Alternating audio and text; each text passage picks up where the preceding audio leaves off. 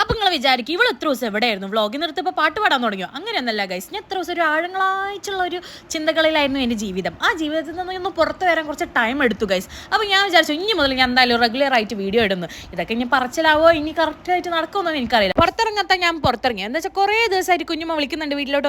ഒരു ദിവസം വന്ന് സ്റ്റേ. പിന്നെയാണ് വിചാരിച്ചു ഓക്കെ എന്തായാലും പോകാമെന്ന് വെച്ചാൽ. ബിക്കോസ് എന്താണ് കസിനും വന്നിട്ടുണ്ടായിരുന്നു ചെന്നൈയിൽ നിന്ന്. അപ്പോൾ ഓനെ അവിടെ ഉണ്ടായിരുന്നല്ലോ പറഞ്ഞിട്ട് ഇനി ഓനെ കാണാണ്ട് പോകാണ്ട പറഞ്ഞിട്ട് പോയി നിന്ന്.